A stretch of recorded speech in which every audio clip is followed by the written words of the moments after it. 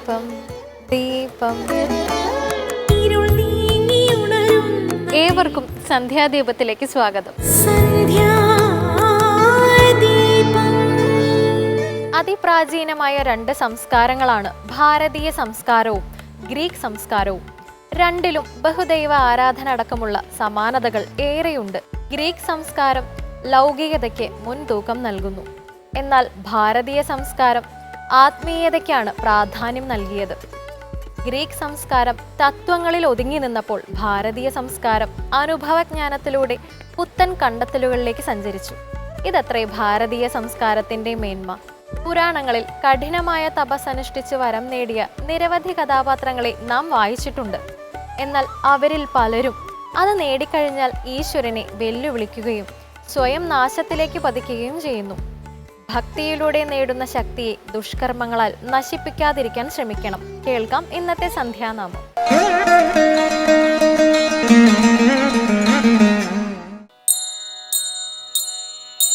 ഹരേ മണാ തുമി ഗോവിന്ദ മണാ തുമി ഗോപാല മണാ തുമി നാരായണ. ഹരേ മണാ തുമി ഗോവിന്ദ മണാ തുമി ഗോപാല മണാ തുമി നാരായണ. ഹരേ മണാ തുമി ഗോവിന്ദ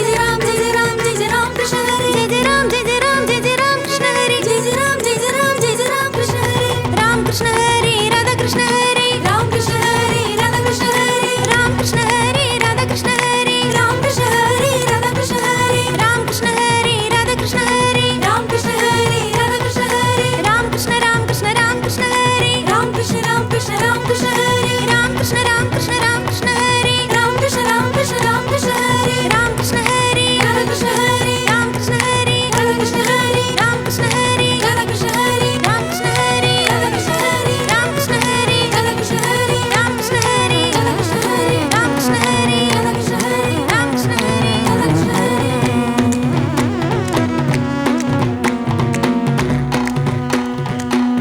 പറയിവിറ്റ പന്തീരുകുലത്തെക്കുറിച്ച് നമ്മളിൽ പലർക്കും അറിയാം.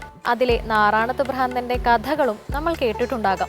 അവയെല്ലാം കേവലം കഥകൾ എന്നതിലുമപ്പുറം ആഴത്തിലുള്ള തത്വചിന്തകൾ പ്രസരിപ്പിക്കുന്നവയാണ്. ഭദ്രകാളിയും നാറാണത്ത് ഭ്രാന്തനും തമ്മിലുള്ള കൂടിക്കാഴ്ചയുടെ കഥയാണ് ഇന്നത്തെ കഥയമമ വിശദമാക്കുന്നത്. കേൾക്കാം. എല്ലാവർക്കും ഹൃദയം നിറഞ്ഞ നമസ്കാരം. കഥയമമയുടെ ഇന്നത്തെ അധ്യായത്തിലേക്ക് എല്ലാവർക്കും ഹാർദമായ സ്വാഗതം. നമ്മുടെ കേരളത്തിൽ ഒരുപാട് ആചാര്യ പരമ്പരകൾ ഉണ്ടായിരുന്നു. ഇപ്പോൾ ജഗദ്ഗുരു ആദിശങ്കര ഭഗവത്പാദരുടെ ഒരു പാരമ്പര്യം പോലും തുടങ്ങുന്നത് നമ്മുടെ സ്വന്തം കേരളത്തിൽ നിന്നാണ്. ഇങ്ങനെ വിവിധങ്ങളായിട്ടുള്ള ആചാര്യന്മാരുടെ ഒരു പാരമ്പര്യം നമുക്കുള്ളതിൽ ഏറ്റവും പ്രസിദ്ധമായിട്ടുള്ളൊരു ഭാവമാണ് ഈ ആചാര്യന്മാരിൽ തന്നെയുള്ള അവധൂത സ്വഭാവത്തിലുള്ള ആചാര്യന്മാർ.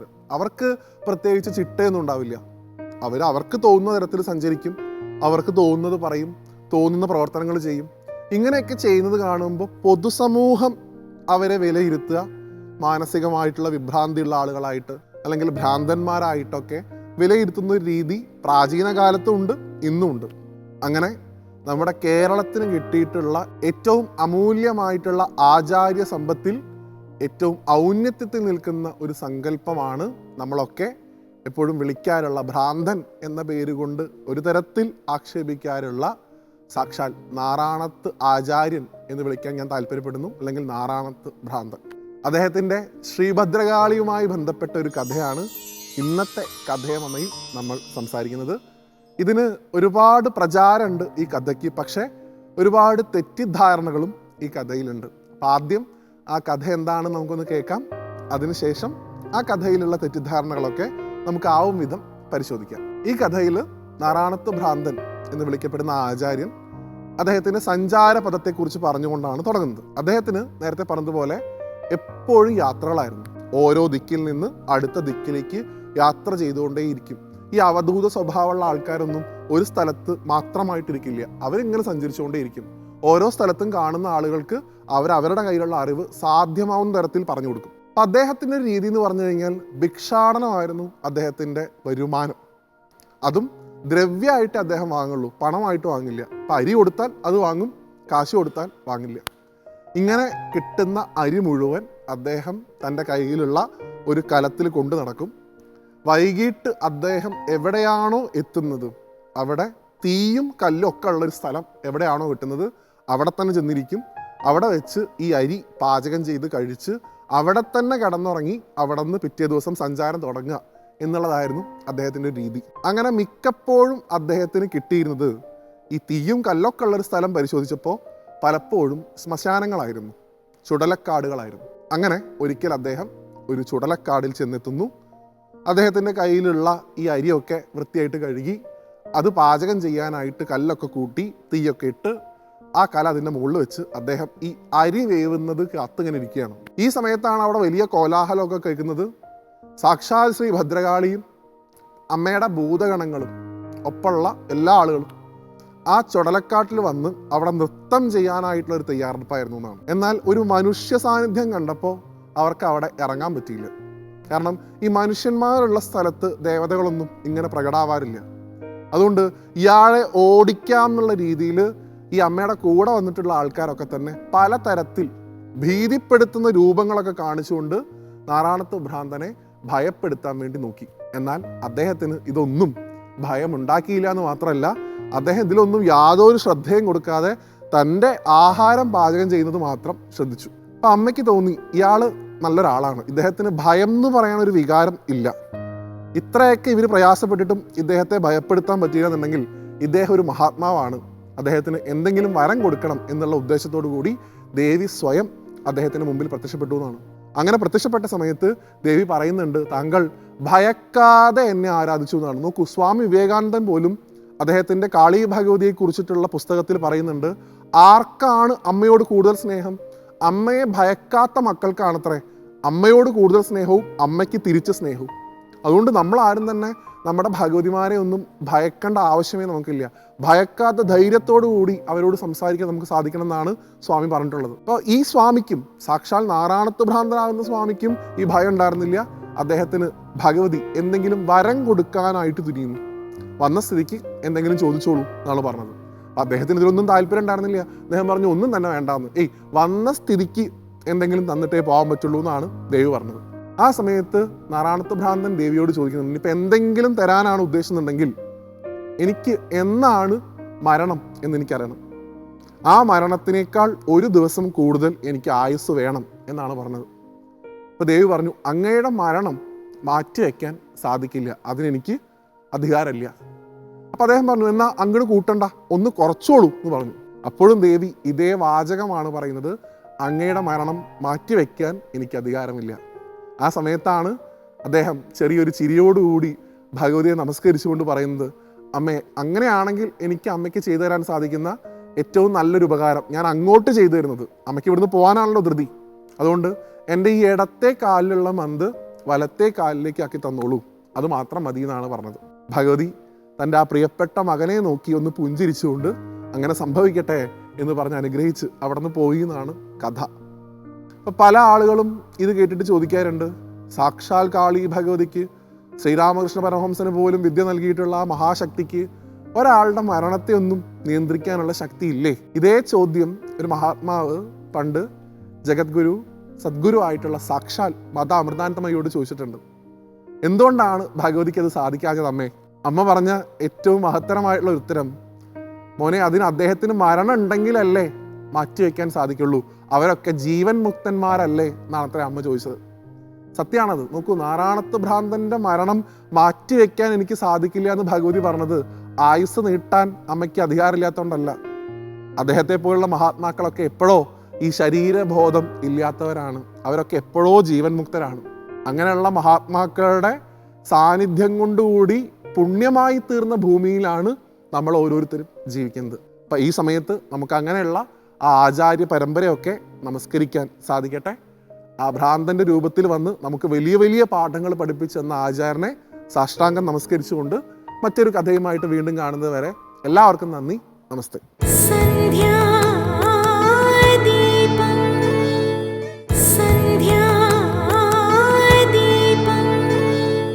മൂകാംബിക ക്ഷേത്രത്തെക്കുറിച്ച് ഒരു വിശ്വാസമുണ്ട്. ആദ്യമായി അവിടെ പോകാൻ പലവട്ടം ആഗ്രഹിച്ചാലും നടക്കാറില്ല. ദേവി നിശ്ചയിക്കുമ്പോൾ മാത്രമേ അവിടെ എത്താനാകൂ.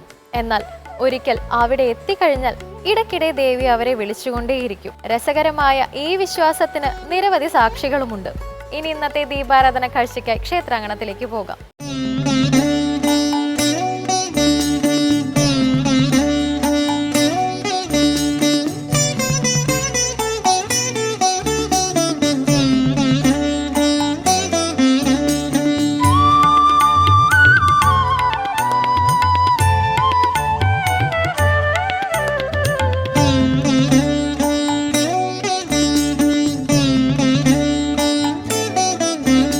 നെയ്യാറ്റിൻകര, പാറശാല, കന്യാകുമാരി എന്നിവ ഉൾപ്പെടുന്ന പ്രദേശം ഒരു കാലത്ത് വൈഷ്ണവരുടെയും ശൈവരുടെയും സങ്കേതമായിരുന്നു. മത്സരബുദ്ധിയോടെ ജീവിച്ചിരുന്ന ഈ ജനസമൂഹത്തിന്റെ പരസ്പര സ്പർദ്ധ അവസാനിച്ചതിന്റെ അടയാളമായി ഇന്നും തുടരുന്ന ചടങ്ങാണ് കന്യാകുമാരി ജില്ലയിലെ ശിവാലയ ഓട്ടം. അണിജടയിൽ അമ്പിളിക്കലയിൽ നിന്നുലകിൻ്റെ അഴൽ തീർക്കും പൂനിലാവിൻ പാലൊഴുകുന്നു. ആദിമധ്യാന്തങ്ങളാ നട കാത്തു നിൽക്കുന്നു. ഈ രണ്ട് വിഭാഗക്കാരും പ്രബലമായിരുന്ന കാലത്തിന്റെ തിരിശേഷിപ്പുകളാണ് ഈ പ്രദേശങ്ങളിൽ അങ്ങോളം ഇങ്ങോളം കാണുന്ന പ്രാചീനമായ വിഷ്ണു ക്ഷേത്രങ്ങളും ശിവക്ഷേത്രങ്ങളും. അത്തരത്തിൽ തന്നെയുള്ള പഴമ അവകാശപ്പെടാവുന്ന ക്ഷേത്രമാണ് പൂവളശ്ശേരി മഹാദേവ ക്ഷേത്രം. നമഃ ശിവായ ജപിച്ചു നാഗത്തളകൾ മിന്നും ഭസ്മമായി ചേർന്നലിയേണം. നമഃശിവായ ജപിച്ചു നാഗത്തളകൾ മിന്നും തൃക്കാൽക്കൽ ഞാനുമൊരു തരി ഭസ്മമായി ചേർന്നലിയേണം. പഴയ നെയ്യാറ്റിൻകര താലൂക്കിൽ ഉൾപ്പെട്ടതും ഇന്ന് കാട്ടാക്കട താലൂക്കിന്റെ ഭാഗമായതുമായ മാറനല്ലൂർ വില്ലേജിൽ ഉൾപ്പെട്ട കൂവളശ്ശേരി എന്ന പ്രദേശത്താണ് ഈ പ്രാചീന ശിവക്ഷേത്രം സ്ഥിതി ചെയ്യുന്നത്. തെക്കൻ തിരുവിതാംകൂറിലെ മഹാക്ഷേത്രങ്ങളിൽ ശിലാക്ഷേത്രമായ കൂവളശ്ശേരി ശ്രീ മഹാദേവർ ക്ഷേത്രം വളരെ പുരാതനമായ ക്ഷേത്രമാണ്. ഈ ക്ഷേത്രത്തിലെ ഭഗവാൻ വളരെ ശാന്തസ്വരൂപനാണ്. രത്നൈഃ കൽപ്പിതമാനസം ഹിമജലൈഃ സ്നാനം ച ദിവ്യാംബരം നാനാരത്നവിഭൂഷിതം മൃഗമദാമോദാങ്കിതം ചന്ദനം ജാതീചമ്പകവില്വപത്രരചിതം പുഷ്പം ച ധൂപം തഥാ.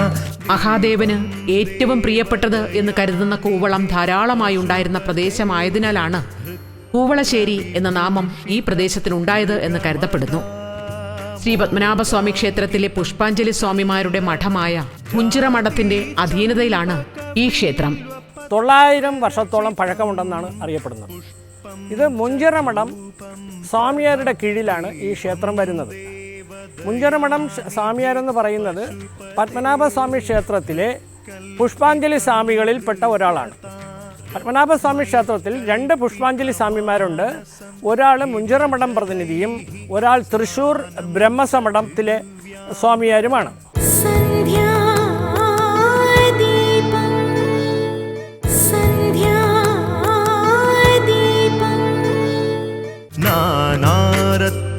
വിഭൂഷിതം മൃഗമദാമോദാങ്കിതം ചന്ദനം ജാതീചമ്പകവില്വപത്രരചിതം പുഷ്പം ച ധൂപം തഥാ. ഈ ക്ഷേത്രവും അതിനോടനുബന്ധിച്ച വിശാലമായ പറമ്പുകളും മറ്റും രാജാവ് എഴുതി നൽകിയതാണ്. അതുകൊണ്ട് തന്നെ ക്ഷേത്രഭരണം ആദ്യകാലങ്ങളിൽ മഠം നേരിട്ട് നടത്തിയിരുന്നു.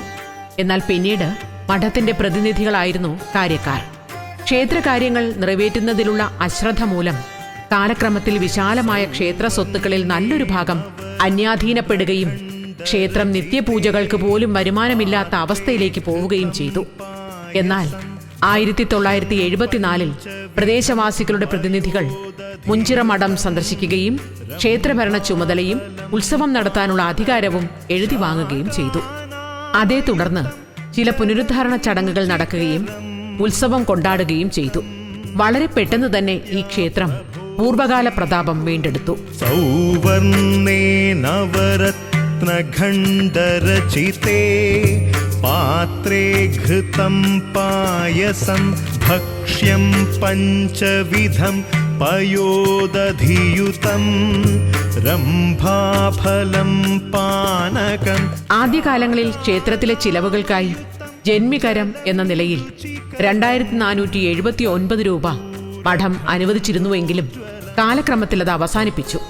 ഏതാണ്ട് 2 ഏക്കർ സ്ഥലത്ത് സ്ഥിതി ചെയ്യുന്ന ഈ ക്ഷേത്രത്തിൽ വലിയ ശിവലിംഗ പ്രതിഷ്ഠയാണുള്ളത്. ഗണപതിയാണ് ഇവിടെ മുഖ്യമായ ഉപദേവത. ഹനുമാനെ പരദേവ സങ്കല്പത്തിൽ പൂജിച്ചു വരുന്നു. ഭഗവാന്റെ ശിരസിനോട് ചേർന്ന് മേൽക്കുളവും ഭഗവാന്റെ കിഴക്ക് ഭാഗത്തായി കിടക്കുന്ന കീഴ്ക്കുളവും വളരെ പ്രശസ്തമാണ്.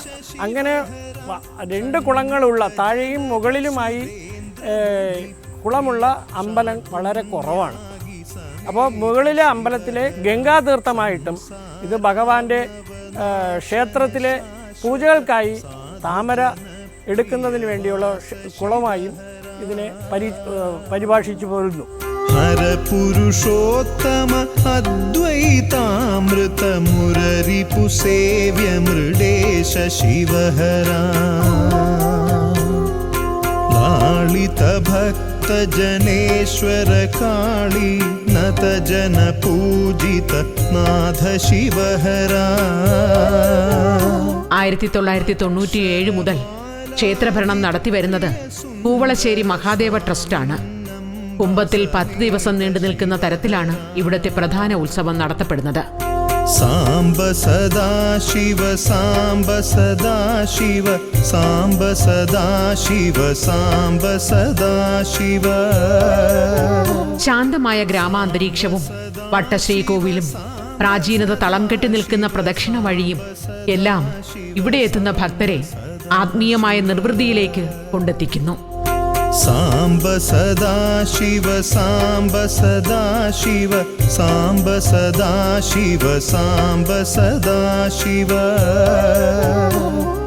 സാംബ സദാശിവ സാംബ സദാശിവ സാംബ സദാശിവ സാംബ സദാശിവ.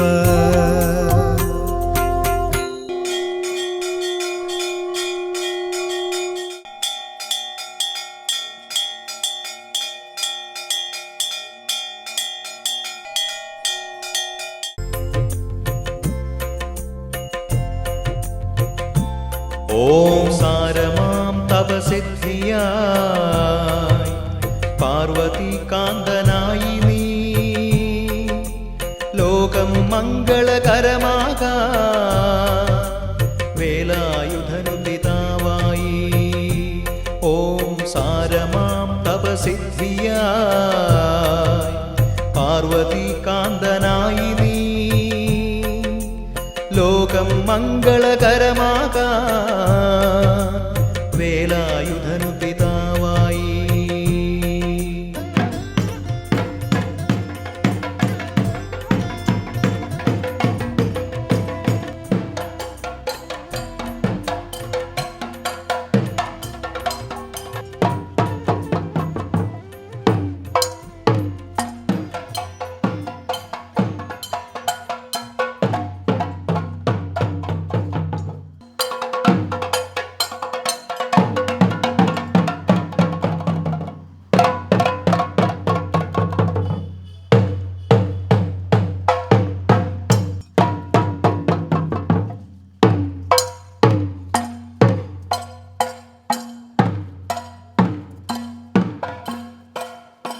നമ്മെ എന്തിനും ഏതിനും പുകഴ്ത്തി പറയുന്നവരെ വിശ്വസിച്ച് ഒരു കാര്യവും ചെയ്യരുത്.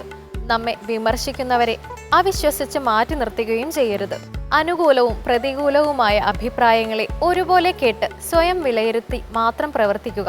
കാരണം മറ്റാരെക്കാളും നമ്മുടെ കഴിവുകളും കുറവുകളും കണ്ടെത്തി നമ്മെ പരിഷ്കരിക്കാൻ നമുക്ക് മാത്രമേ കഴിയൂ. ഇന്നത്തെ സന്ധ്യാദീപം ഇവിടെ പൂർണ്ണമാകുന്നു. ഏവർക്കും നന്ദി.